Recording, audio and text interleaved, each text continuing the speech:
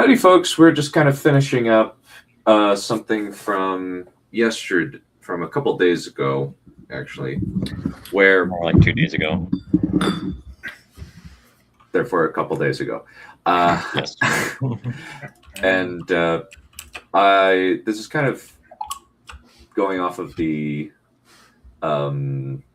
deal where we're having a long debate where this guy kind of is arguing that the Dornish and Fire and Blood are justified, even though they're basically the worst aspects of the Dothraki, the Tywin, etc.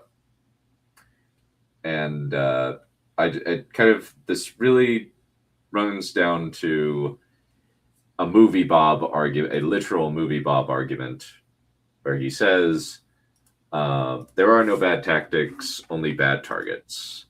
And I personally find that to be a psychopathic line of thought. Me personally, at least. Oh, it's not a trivial thing to say. Yeah, there are no bad Nazis, only bad Jews. And there we got demonetized. Thank you. If we were ever monetized, we were never monetized. It doesn't matter anyway. But yeah, so yeah, kind of picking off. Kind of, have you actually read it? I think we were kind of about here. So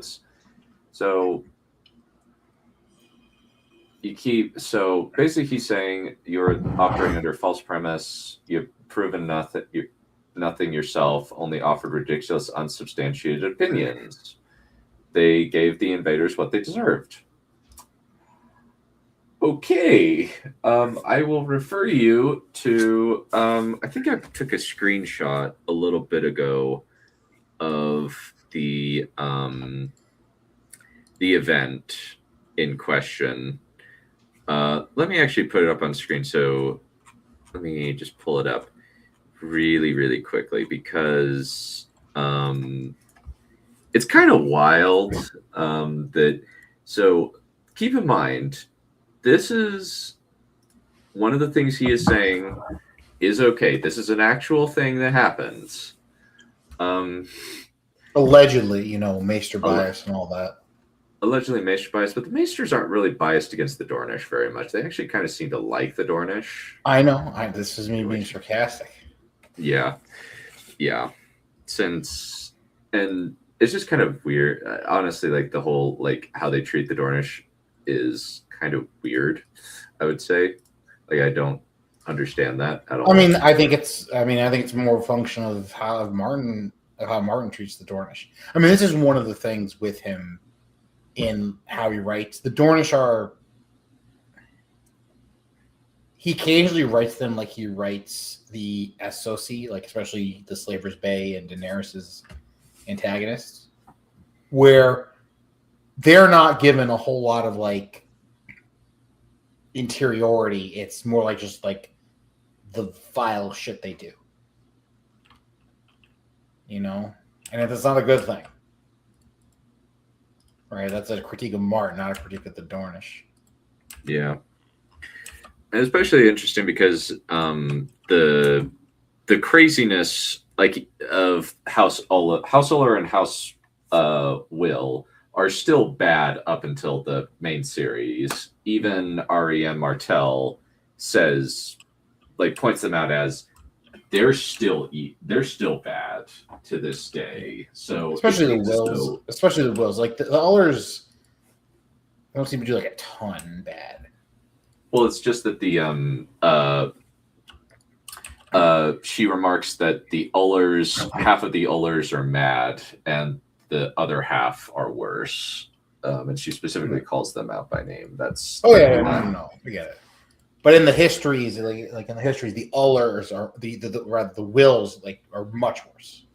Oh yeah, the history. Yeah, the Wills are much worse. The Ullers, it's just interesting because the wills are way worse because I think it was the wills that wasn't. Let me see. The wills are the ones who like cut off Oris Baratheon's hand. They're the ones who make Baylor run through the snakes. They're pretty bad consistently.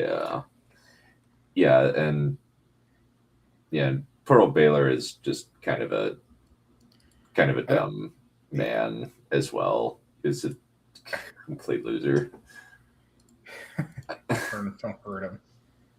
Yeah.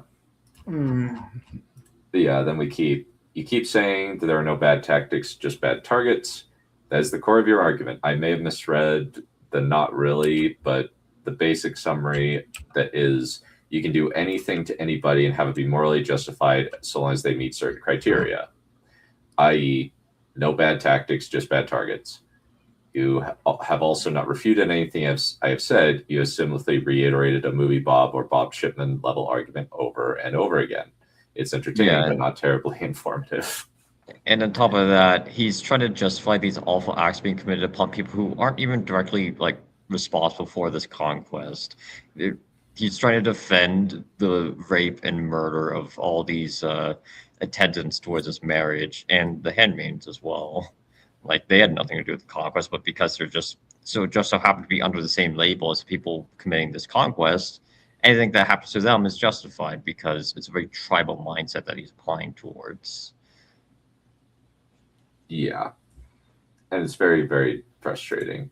And then and my sympathy is for the people the Dornish killed in horrific ways, similar to how Ramsay or the Mountain treat their prisoners of war or non-combatants.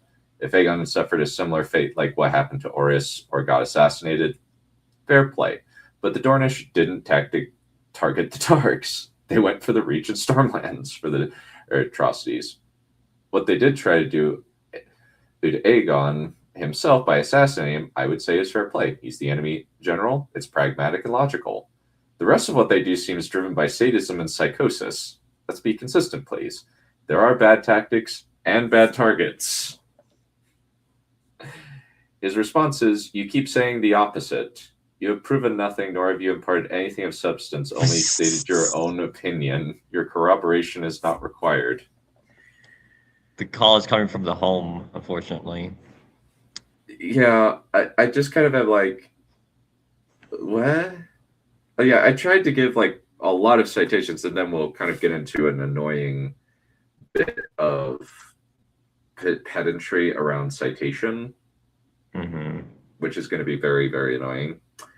I don't really know what to do with this comment. It's an objective fact that you've proven your point, but he's just branding it as if oh, you didn't though, without any further elaboration. Yeah. So, and then not in the text, he doesn't torture prisoners of war. Or the people the Dornish hurt worse are the Reach of civilians and prisoners of war, not the Targs, because they are insane, sadistic psychopaths. Are you going to even try and engage with actual citations? At what point are they not justified? Because evidently Walter Frey level butchery is okay so long as it's against the followers of their invaders. Child murder, necrophilia, the list goes on. With your no bad tactics, only bad target statements, you're kind of sounding like Movie Bob, which, they removed something interesting. Uh-oh. I think that was kind of a Nazi level argument or something like that. They didn't. That's weird. They didn't. That's weird. Where was that? Oh dear. The conspiracy thickens. Yeah. Interesting. I think this is pretty much just the war of the laughing emoji. Yeah, true. Invaded their country, slaughtered people, and forced them to subjugate themselves to him. That is a form of torture and oppression that is far worse than anything the Dornish have done. No, it's just this is the thing. It's just this is a bad person. Like No, I kind of yes, this is a post-colonialist Kool-Aid drinker. Of course, we understand that. But, I mean, beyond that, it's just not... It's just not intelligent, I guess, is the word I want. Like, it's not... It's... Mm-hmm.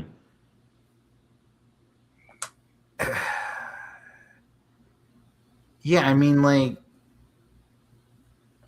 What else is there to say? Like, you can do anything you want to a theoretical oppressor group. Okay, like, I get it. But he doesn't prove that you can, which is unfortunate because that's considered that's what we call a presupposition, right? Mm-hmm. You know, it's presupposed that you can do anything. Mm-hmm. Yeah. It's like subscribing to an established template that was created from a different context and applying it elsewhere. Yeah. I wonder what the other context was. And then kind of like he keeps going, the Reach Lords chose to follow an invader. I disagree if anyone is Frey level. If anyone is Frey level, is the Targaryens. The Dornish only punish those who dare to invade their land. They might have acted with savagery, but it was necessary. You must be joking. You have cited nothing. How many times must I reiterate? Aegon isn't an invader. Anything done to him or those who follow him is justified. Ultimately, it's the Targaryens' fault they chose to invade and got what they deserved. I'm like, the worst atrocities I've cited are further reach. Like, these are non-combatants that they're going after. I don't know, man. I mean, that's just like your opinion, man. Indeed. Okay. And my response was, I cite specific events in Fire and Blood that show very clearly the Dornish are no better than the Boltons because they commit actions of equal depravity to the Mountain, Tywin, and Ramsay. But because they are sadistically attacking civilians aligned with conquerors, it is okay to do these bad things? Question mark?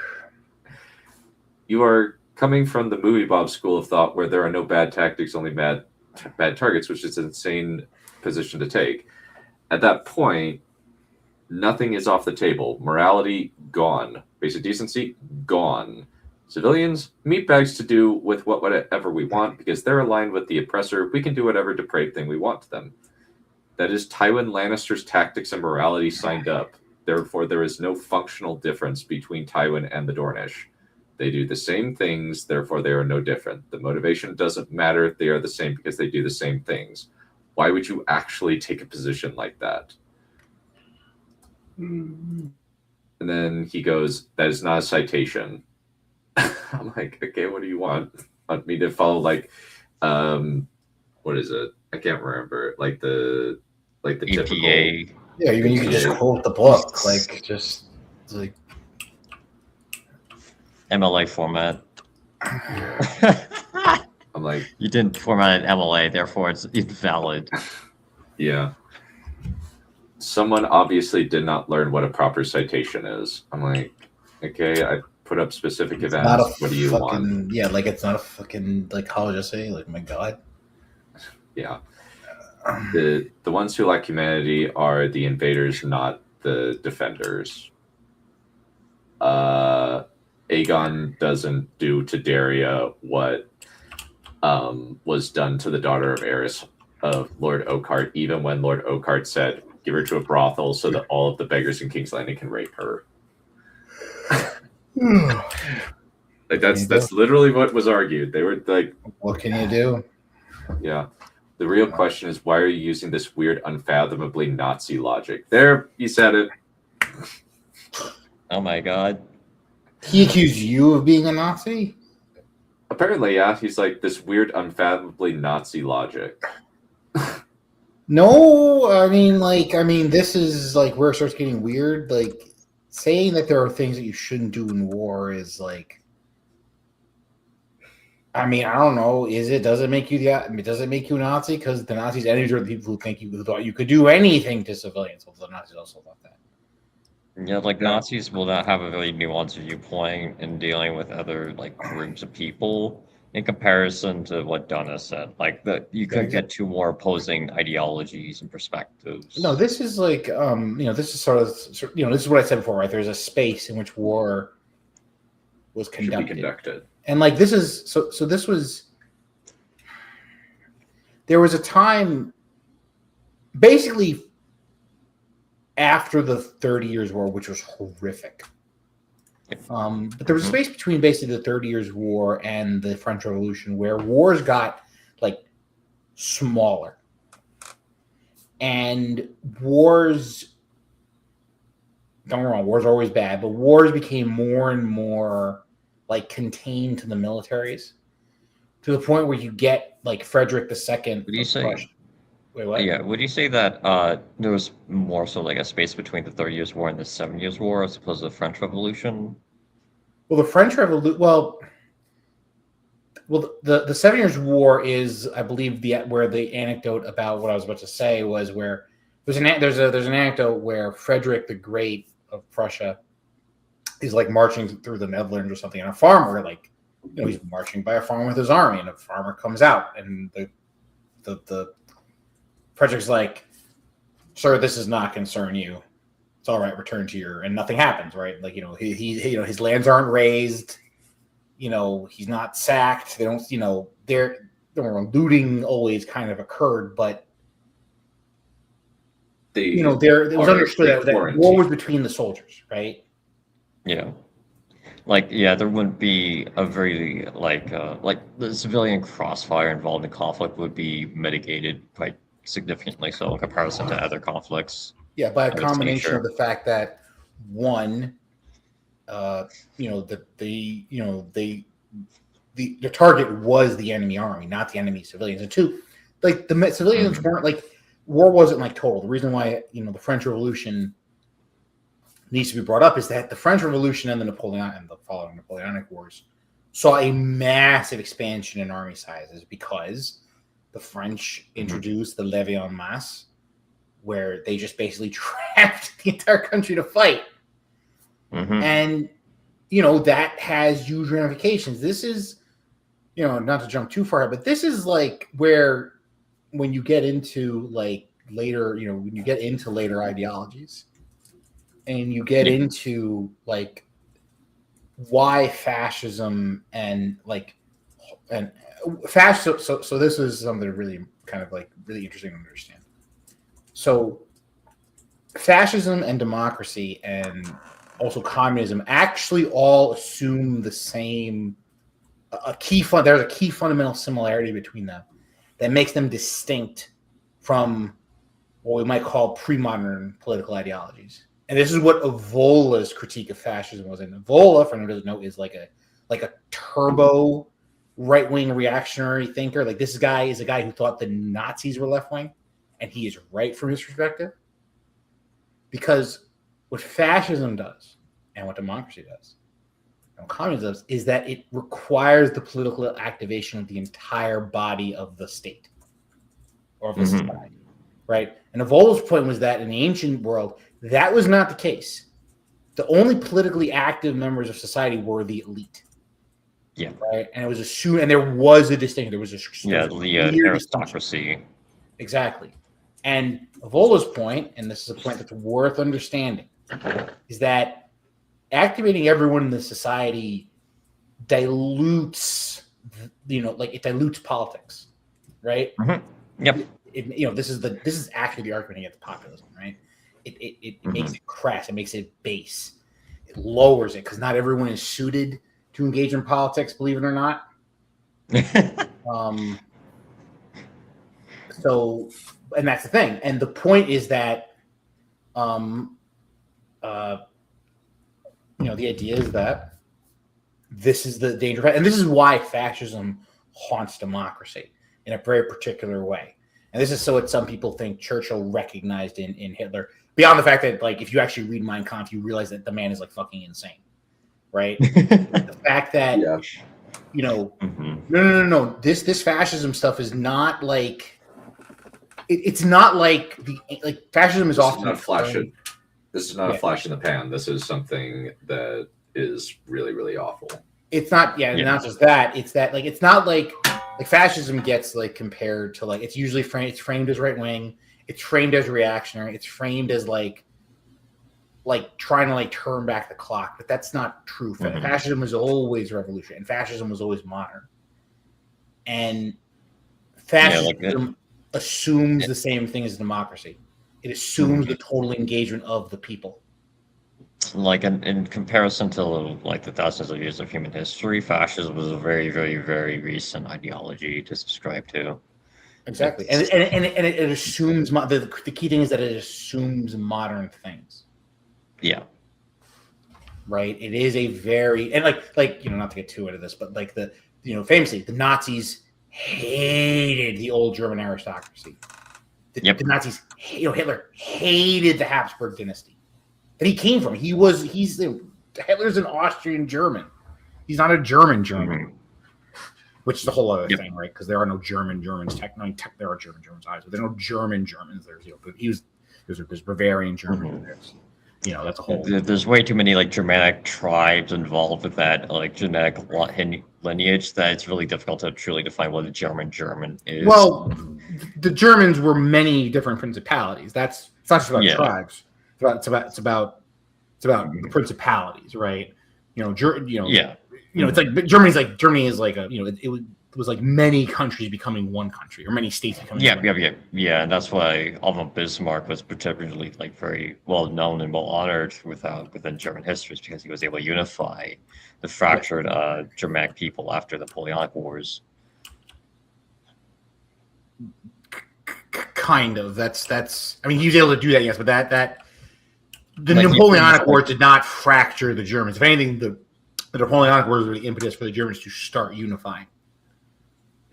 What he was able to do was unify them under the Prussian dynasty, not the Austrian dynasty. Yeah, which is incredibly impressive, right? The slow dissolution of the Habsburg dynasty, is a whole field of study in and of itself. But the point is, the point is that I'm sorry. Go ahead. What are you saying? Yeah, he pretty much pivoted like a common enemy against, well, specifically the French, because he wanted the French to feel pressure that they're going to be invaded on both the west and the eastern fronts, because he was able to get Spain around his finger. So, and of course the French knew this. Napoleon III knew this, and they fell for the bait. They managed to invade first, which in turn prompted the Germanic people to think that they need to discard their own common disagreements with one another and unify under the same banner. The Franco-Prussian War is like this massive psyop. It was completely artificially created by one guy, and that guy was Alva Bismarck. Yes. And it's not good. I'm not a huge fan of the Prussian the German imperial project. Otto von Bismarck comes across very cynically.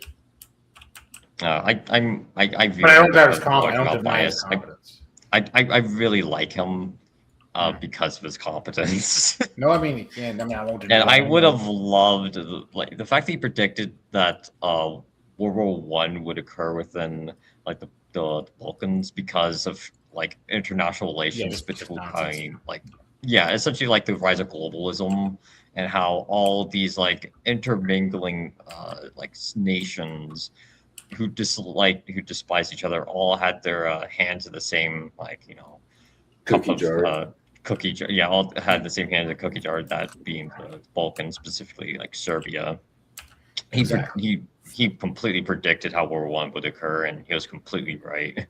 And that happened roughly a decade or 15 years before World War I even occurred. Man, I would have loved if Alva Bismarck had an additional 100 years of life. I would love to see him completely school Adolf Hitler and spank him in public. That would have been hilarious.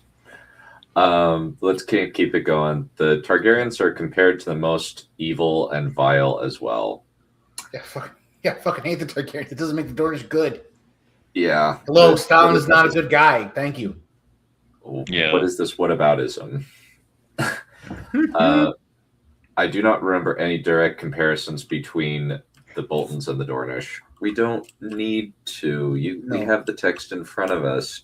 hacking people to death and making it a game. That is something Ramsay Bolton would do. Raping people at a wedding. That is what Ramsay Bolton does. Castrating people. That is something that Ramsay Bolton would do. Yes. I'm like, what can you do? What can one do? You are just blatantly making stuff up. Fact check me then. Nothing you have said is particularly sophisticated, though you seem to be under a different impression. It is very simple. Defend your home and your people by any means necessary, especially from foreign invaders, and punish them. Oh, is that right? Are we prepared to have this conversation? I don't think he would subscribe to that if I started talking about instances where that needed to happen in the modern day. Yeah. That is moral. An eye for an eye, as it were. Oh dear. Boy. I don't think that the Oakart wedding was an eye for an eye. That was not an eye for an eye incident. Eye for an eye places a lot of emphasis on individual actions and individual consequences. It doesn't spread across people just because they just happen to be labeled under the same banner. Like, that's the equivalent of saying that, like, oh, your father punched me and broke my nose, therefore I'm going to break your nose, kid. Like, that's not the equivalent of an eye for an eye. No. Yeah. There is nothing. And in this case, it's even worse, because, like, oh, your father punched me so hard that he broke my nose, therefore I'm going to kill your son. This is, like, not... No.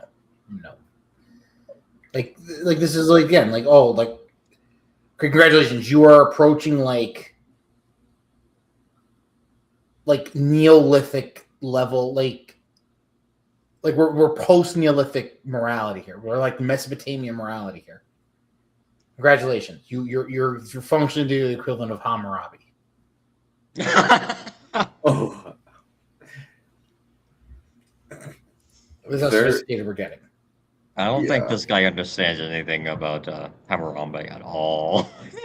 Because a big component of his doctrine was like how to properly create a punishment suitable for the accused. Like, how does the punishment fit the crime? And like raping the bride of someone who's associated with a conqueror is not equivalent to this whatsoever. No, like this is how you get to the level point where yes, I am aware of how bad the Targaryens are. It looks like the Dornish deserve them. Yeah. That's just how it is. Ugh, can't stand them. Yeah. This is why I had a lot of problems with this. And there's nothing that could ever justify or legitimize the Targaryens' conquest. We just have to agree to disagree, and leave it at that.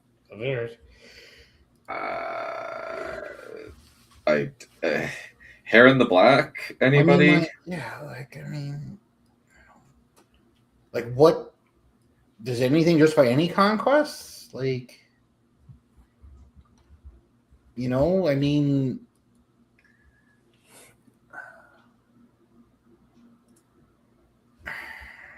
Yeah, that's, and also just like Hair in the Black, case closed. Hair in the Black was way worse than the Targaryens. He built Harrenhal on the backs of slaves. Yes, actually. Yeah. The Oakart wedding. Yeah, sorry, go for it. No. Go ahead. Yeah, I was just going to go. The Oakart wedding is a specific event carried out by the will of Will during the war that is no different than what Walder Frey does at the Red Wedding or what Ramsay Bolton does to his conquests. It is in 12 AC, page 35 of Fire and Blood.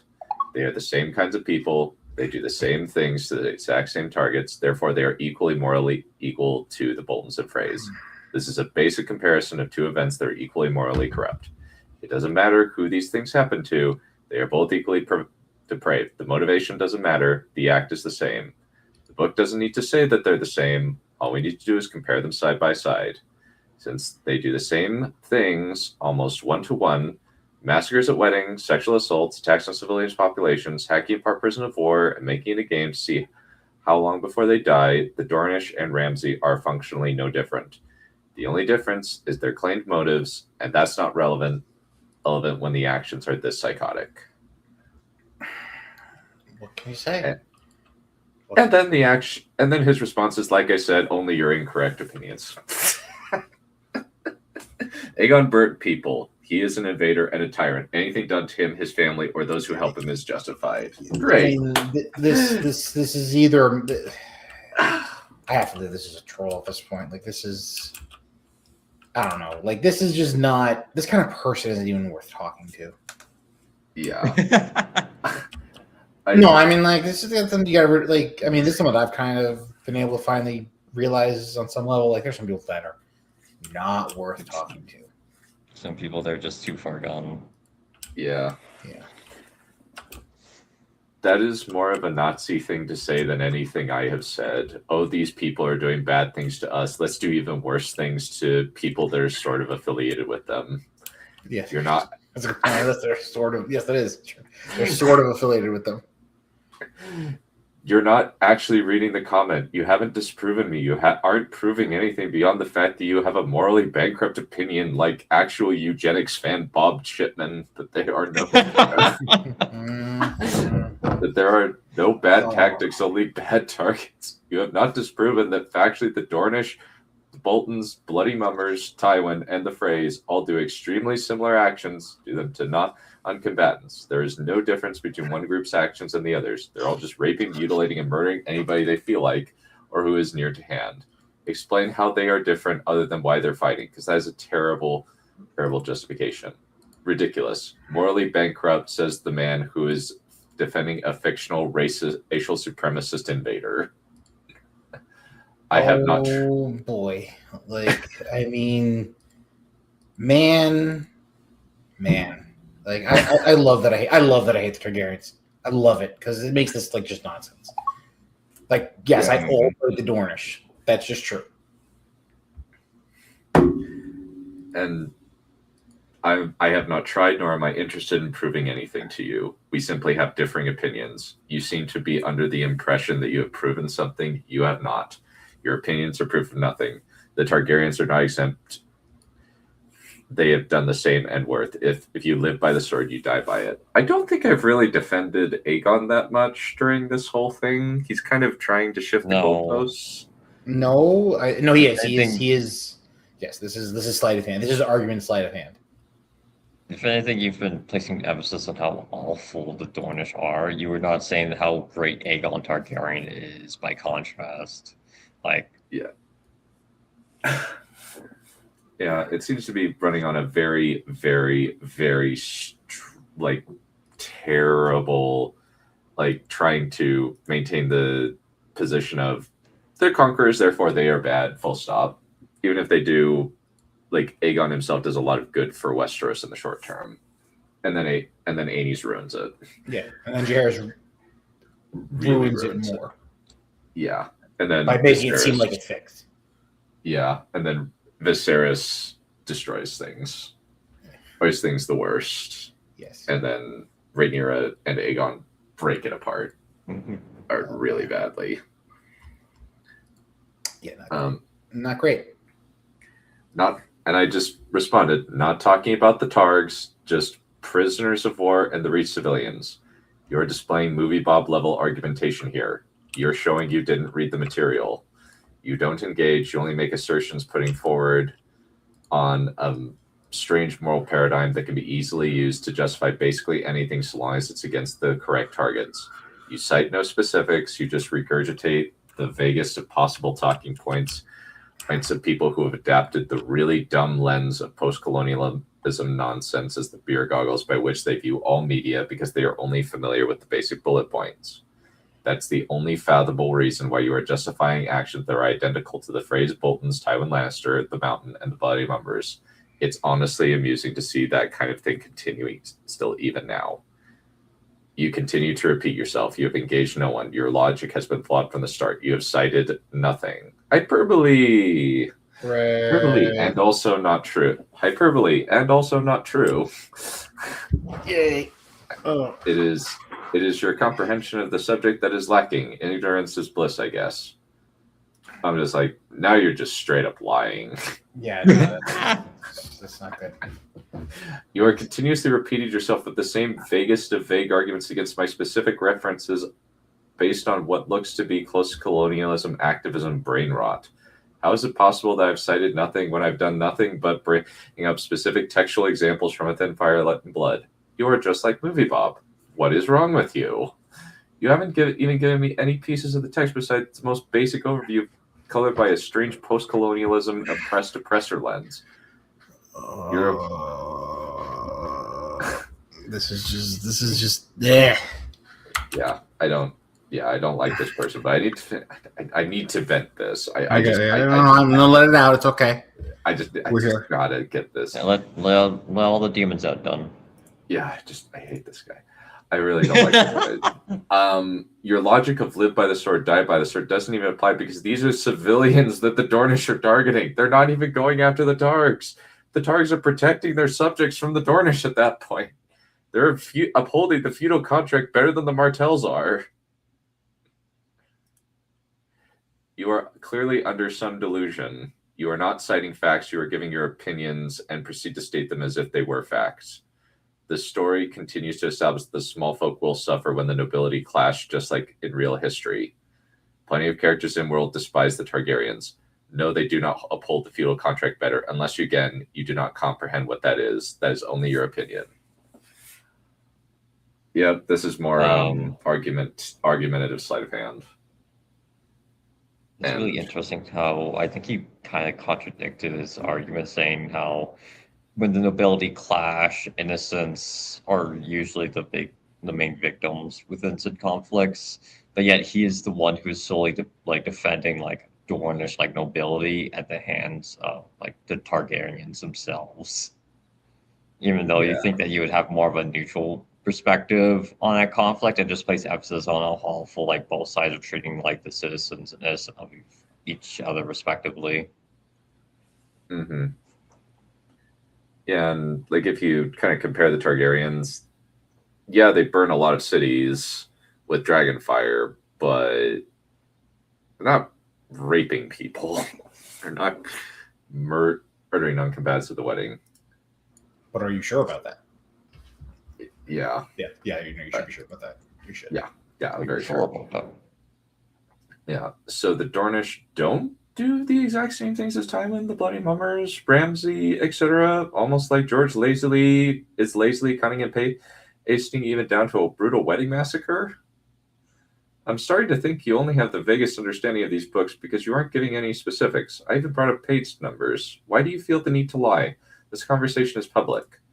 1 page, no citation. That is incorrect. Hubris is a dangerous thing, particularly in clowns. I know that you have absolutely no understanding of these books or history. Congratulations. Yeah, I would say that this is definitely trolling at this point. I think initially he was being genuine, but afterwards he just ran out of steam and couldn't think of anything else to refute your argument. But instead of moving his position, realizing that was wrong, he's just doubling down and just throwing insults because he has nothing else to do. Yeah. And I'm just yeah. Okay, prove it. Why is incest in Elden Ring? Well, George R. Martin helped write it, so that explains why. Possible. Yeah, that makes sense. Okay, prove it. Show I'm inaccurate about the Dornish being scum and doing a cut and paste of Tywin, Ramsay, the Mummers, and the Mountain. I dare you.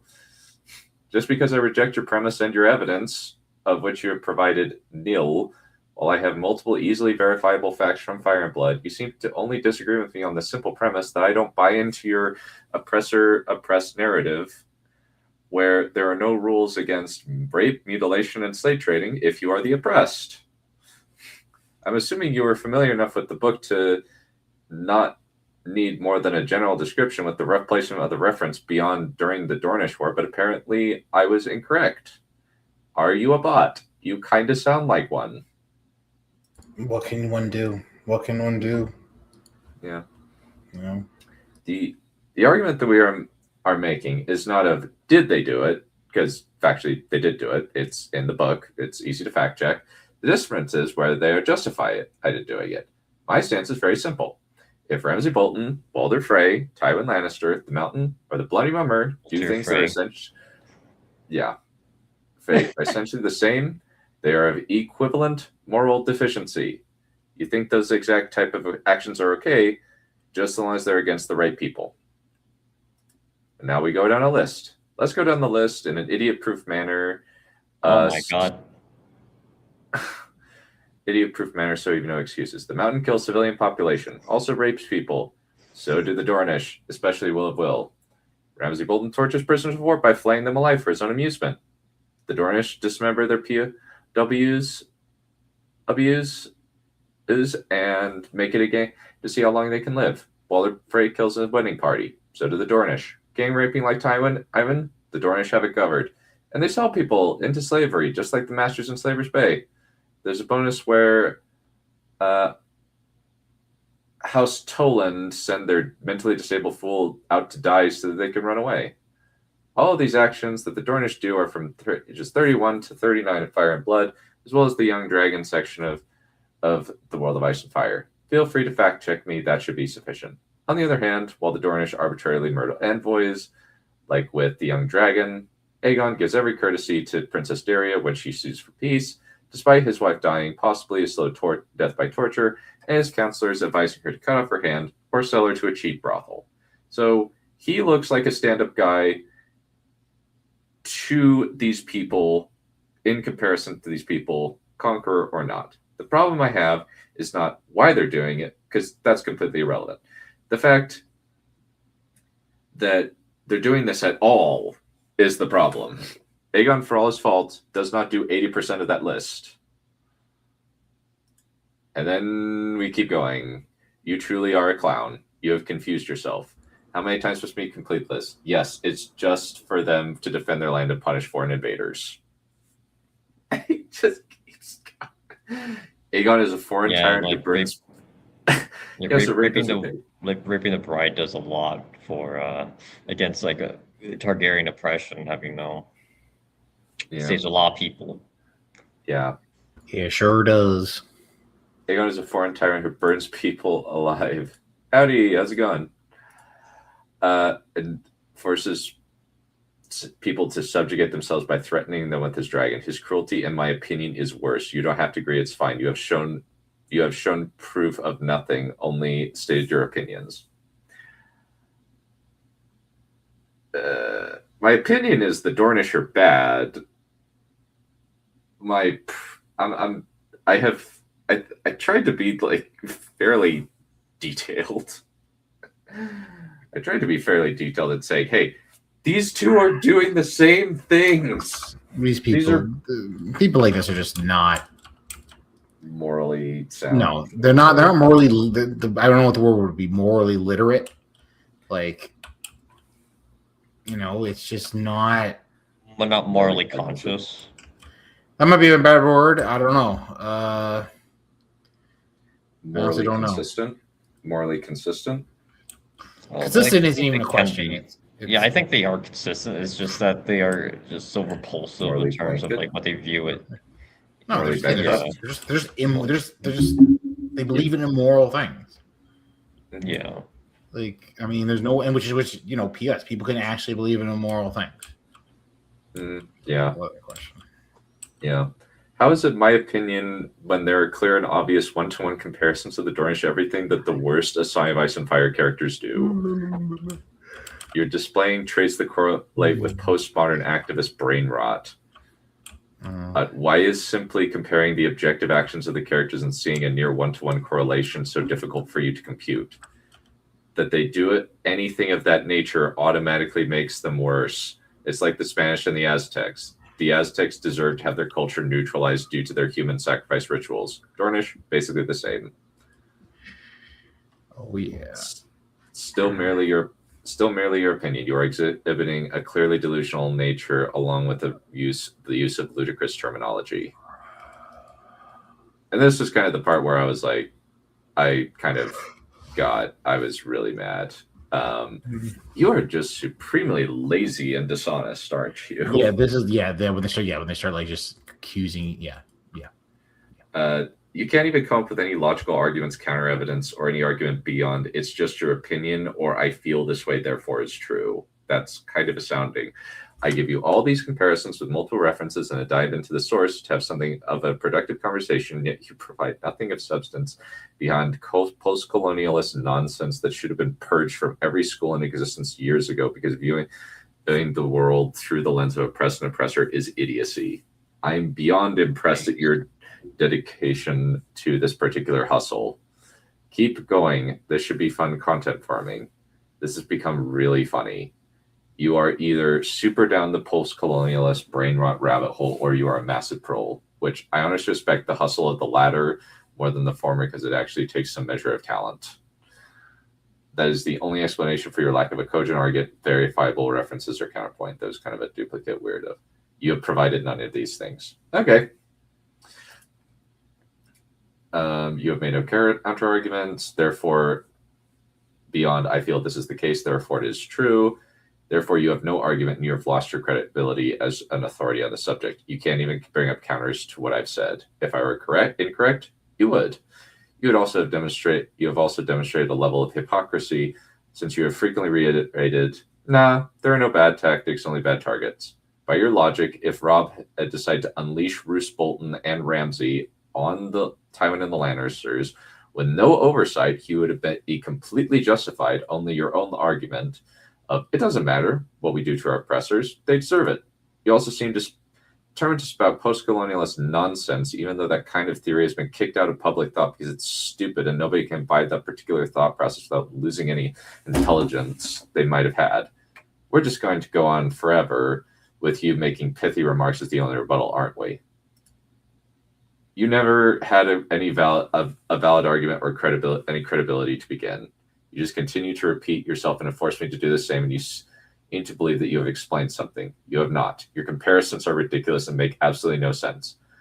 For instance, Ramsay is inflicting this cruelty on his own people, while the Dornish inflict him on their enemies. Yes, he would have been and should have. That's how medieval warfare functions. I don't know what is so difficult for you to comprehend. Yes, in my opinion, it is more acceptable to perpetuate cruelty on those who have destroyed or seek to conquer you. And yes, the Targaryens are more villainous than the Dornish. You don't agree that is perfectly okay. I disagree with your flawed logic, your flawed less than logic as well. You seem to believe your opinions are facts. They are not. It's like a Greek tragedy where two individuals are just fated to have the same argument until the end of time. Yeah. And also it's kind of funny. Like, he is saying, oh, no, he would have been justified in unleashing Ramsay Bolton and Roose Bolton on the Lannisters with no oversight. Mm-hmm. So it's like, wow. So you would be okay with Ramsay doing what he does to the Lannisters without any oversight. He probably thinks it's fine. He probably is fine with the they lay with lions scene. Yeah, I guess so. I mean, this is the kind of thing, this is the kind of thing where you just say you're a bad person. But this is the kind of thing where, so famously or infamously, after World War II, again, just to keep invoking God, after World War II, there were the French political purges, where France infamously did really bad in the opening stages of World War II, and it kind of made that conflict much worse than it otherwise would have been. Mm-hmm. And what happened after the war, after the Vichy government was deposed and everything, and the program is that basically there was the mass, there were basically mass purges is the technically correct term, but there was a lot of hostility toward the people toward les collaborators, right?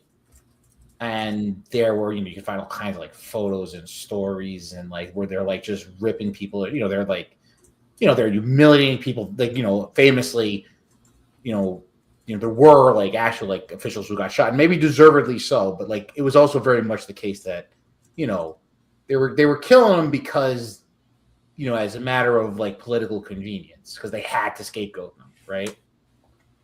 But you also see like there were a lot of people like who just, you could see that a lot of the outrage was kind of performative, right? Not that true about everything, because there, the French Resistance was a real thing, but like, there was like no, there's no, how do I put this? Like they're looking to be angry about something. They're looking to blame other people. And this feels kind of like that. Yeah. It's like, oh, like, this is the kind of person who would be,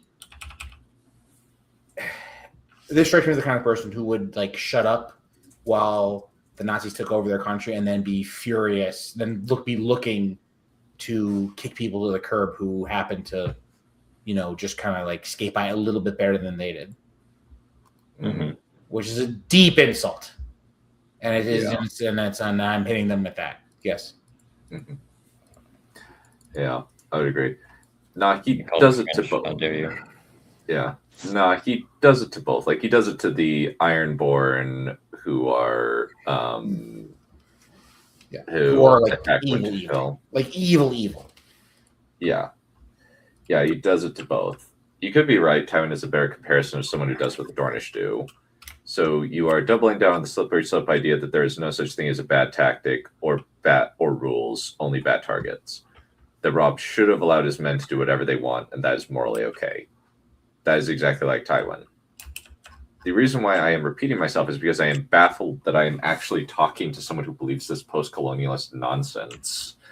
Do you not understand that position is insane? By your logic, Tywin is totally justified in what he did with the sack of King's Landing and murdering the Targaryen kids. They're the oppressors, therefore he can do whatever he wants. Same with Tyrion being when Tyrion is captured. He can just let Gregor loose in the Riverlands, but he's fine.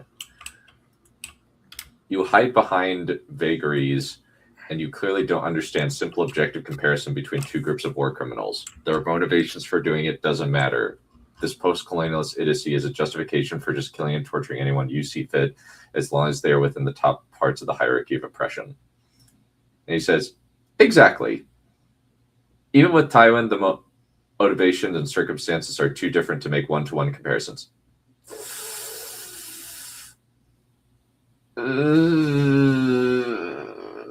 That's bad. That's really bad. Yes, anything done to the Targaryens is justified because ultimately they brought it on themselves. Okay. Come on, man. Come on. Very fascinating perspective. Considering Robb's failure, wow, Like, sorry, it's actually wrong. Like the murder of Rhaegar's children is actually wrong. I'm gonna stand on that. Mm-hmm. I fucking hate the Targaryens. I'll stand on that. It doesn't matter if a bunch of babies die, because the fact that they're Targaryens, they deserve it. Valyrians deserve everything they get. Full on, just dispense with them. Yeah, this is why I don't like these people. I really, really don't like these people. Considering Robb's failure and the fate of those who followed him, yes, he should have. Robb should have allowed his men to do whatever they want. I'm like, wow. It changes depending on circumstances and character motivations. Another one, for example, is Daenerys and her conquest of Slaver's Bay. That is not comparable. That is not comparable. Oh, man. With Daenerys, it's basically just she is destroying an evil society by burning them alive with her dragons. I mean, like, is he saying that like Daenerys' situation? If hold on, it changes depending on character. Another one, for example, is if it changes depending on circumstances, then like the circumstances of the Dornish being like violent maniacs is the context, right? Like, is Daenerys like the evil person in Slavers Bay? I mean, that is very what unclear. I have to believe from what this guy's saying. I think maybe it's just like Daenerys is 100% justified because of his in what she does to the Masters, considering that is his position through most of it. But like, she's the invader. Like, he knows that, right? Yeah, We all know that, right? Yeah, it's crazy. I hide behind nothing. You speak too much in absolutes when there is no one size fits all. You cannot in one breath condemn the Dornish and then exalt the Targaryens. I have not been doing this. This is freaking stupid sleight of hand. I hate that. I hate this guy. No, Yes. yeah. That's not good. That's Yeah. bad. Yeah, because the Targ King is an actually good reeler. I don't need to exalt him. I'm just doing a nuts and bolts comparison of him by comparison to the Dornish. And honestly, the Dornish come up really short. All the evidence for Aegon is that he ended the wars between kingdoms. He ended the Ironborn rule of the Riverlands. He doesn't unnecessarily kill people without giving them a chance to kneel. When battle happens, he only kills a small percentage of their enemies, unless they demonstrate they are a threat like a Dornish. He also refuses to engage in similar tactics and keeps discipline among his men, despite how much they want to kill or hurt the Dornish and their ambassadors. Order and peace, regardless of the source where it comes from, is better than the Dornish. And the Dornish are still evil, down to Baelor the Blessed and the main series. So if you want to label families, the Ollers and Wills are no better than the Boltons based on Arya's POV of them. So it seems like the psychosis is hereditary. They don't just stick with the smart options like assassination, raiding the enemy, and other normal tactics. They go for tactics that make them look like they're animals. Yeah. Simply destroying a town with dragon fire from above requires a different level of moral detachment than raping or mutilating an unarmed victim like the Dornish make a regular pastime. That is why they are no different from Ramsay, because to them torture is fun. Ridiculous. That is perspective. Aegon was not a good ruler. He was a tyrant who used fear of his dragon to cause devastation and subjugation to an entire continent. Gurm goes out of his way to make it understood that Targaryens were never completely accepted in Westeros. I'd actually disagree with that. They like in Dunk and Egg, the original book, they're okay with them. Like this is a function. So yeah, that's a GRM problem thing. I mean, like, they were always recognized. So like, they seem to always have been recognized as different, but no one like had a problem with that incorrectly, as far as I'm concerned. Yeah, I would honestly, the post-colonial third world this revolutionary, and our revolutionary thought is a blight. Yeah, I really, really don't like this kind of thing because it basically says there are no bad tactics, only bad targets. So it's pretty much just throwing all nuance out the window. Like, it narrows your viewpoint to such an extent you can't possibly believe the fact that those who are oppressed can eventually become oppressors. Those who are oppressed will always become oppressed, essentially. Have we forgotten the big French Revolution towards that viewpoint? It is the idea of class warfare, just sort of like expanded out. Also, apparently, Noble's in the chat. Very briefly, I don't think he is interested in this sort of thing. He doesn't like fantasy. How can it be justifiable to kill people to conquer their country, but it is villainy to resist and punish said invaders? This is a rhetorical sleight of hand. They are not actually engaging with the argument. Like, it could also be argued that conquest was much worse than what was before, considering the succeeding wars would have a much far greater death toll as well as a more devastating impact and would basically involve the entire continent rather than regions of it. And you also have to consider that we have almost no source material on the days before the conquest and conflicting reports on what we do know. Aegon burns innocents to gain and keep his power since he is a foreigner. What he has done is worse and cannot be justified, and the arguments and the optics are not in their favor either. Every side in the story commits atrocities. Some just happen to be more excusable and palatable than others, but that too depends on your perspective.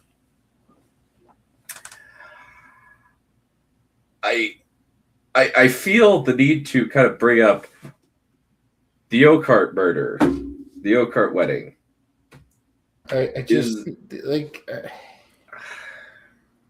there's I mean, this is just saying the same things over and over again, right? Like this guy, and to be fair, I hate to say this to you, but this guy is laying down the thing that you should be laying down. You don't think the same. You don't value the same things, and he should be on contempt for that, not you. It's not your onus. The onus on you is not to like try to endlessly prove yourself to this person. It is to tell this person that he's being immoral when he thinks this way. Yeah. Right. I mean, I there's didn't no. think that. There's Yeah, no I didn't convincing. think to do that. You know, this is basically. I mean, he's basically doing to you what I have to do to that one idiot I have to deal with in Reddit all the time. I tell him like, no, we don't think the same about this, and like, you know, there's no point talking to you if you don't get these things. Yeah, probably should have gone that. I was like, I kind of function with the if you prove it enough. No, but no. The only reason I would tell you to engage on this is to make sure that other people who see this, like, understand how bad this way of thinking is. Yeah, and I have kind of pointed out a few times, but I should have just said, no, this what you are thinking is is functionally immoral. Yeah, yeah. Yeah, but I didn't go that far. I just it happens to the best of us. Yeah, I was just I'm just kind of a little bit autistic, and I just think, oh, that this person can't be immoral. This can't be like it can't be that bad. Immoral. It can't. Man, I get it. It can't be that bad. The difference is Aegon has a moral compass. The Dornish do not. He has lines he won't cross. The Dornish think that moral codes are a joke. After the conquest, the Night's Watch rapidly declines in numbers because there aren't as any wars happening that are going to send prisoners to the wall, meaning more people live as a result of Aegon due to a lack of an increase in the penal colony. Before Aegon, there was no King's Peace. The Stormlands and the Everlands fought each other. Hare and the Black needed to go. I assuming that we agree on that. On that much, because he's a psychopath. Because as he's an oppressor who conquered the Riverlands. Aegon does not allow his subjects to commit acts of violence such as rape and mutilation of prisoners. He's also restrained in his killing. On the field of fire, only 4K out of 60K died. Normally, conquerors inflate their numbers, but this is clearly done in an effort to conserve lives. Aegon could have easily destroyed all of the Reach and Westerland's armies that would have crippled those kingdoms for years to come and sent a message of fear, but he didn't. Either way, restraint until being defied with violence against his subjects is Aegon's pattern throughout his reign. The Dornish also likely didn't want Aegon messing with their slave trade, since he would have made them cut that out. And really, First Man houses are ride or die for the Targ. It's only the Andals who hate the Targs and constantly rebel against them. And they were the murderous oppressors initially, so Aegon is just giving them a taste of their own medicine by your logic. Are you... Whatever. Yeah. Sorry. No, you're good. Yeah. The main reason cited for that's the first sets of rebellion against Aenys were knights who wanted to go back to the old days when a man with a sword and a horse could slash his way to the riches and glory, i.e. go back to the days of lawless banditry, as well as those wanting to tax the small folk and kill their enemies without the king's permission. All this indicates that Aegon was a net good because these are the people that rebel against his son. This proves nothing, only theoretically. No, Aegon does not have a better moral compass than anyone else in the story. He is a foreign invading tyrant. All of his power is based on the fear of his dragon. Everything about his rule is based on violence and the threat of greater violence being done. And again, to anyone who disobeys it, that is not an act of honorable justice. That 4K could have easily been for the exact same reason, just inverted. That fact here is that a foreigner changes the perspective. Incorrect. One or two of the Dornish houses may have engaged in slavery. And it must be said that in world it is spoken that speculation based on bad behavior, not Dorne as a whole. The Valyrians, who the Targaryens pride themselves on being, were the greatest slavers ever to live. You don't need a reason to resist a foreign invader. No first men were not ride or die for the Targs. Both the majority of the nobility and small folk despise and are indifferent toward them, especially the first men. They don't care about the Targaryens. George goes out of his way to convey this. Not all of the Andals were invaders, some were peaceful settlers. I disagree. The Andals are most... that doesn't make them. That doesn't make them not with like. That doesn't make them not like in. Like they're not all belligerent. Doesn't make them not like quote unquote invaders. Like that's still a transformative act. Like they convert by the sword. Like that is their deal for the most part. I mean, like there's still like people up in the north defending the wall that were like Castle Black that were still in favor of the Targaryens. Yeah, like Alistair Thorne is still a Targaryen. Yeah, Alistair Thorne. Yeah, like there's literally a Targaryen in the leadership of the Night's Watch. Yeah, and I don't think and Alistair Thorne isn't related to the Targaryens, but he thought that their rule was like one of the better in comparison to many contenders within Westeros. He was a big supporter of the Targaryens. I mean, there are people who like buy into into them, and again, they're not all bad. Again, I'm saying this, but like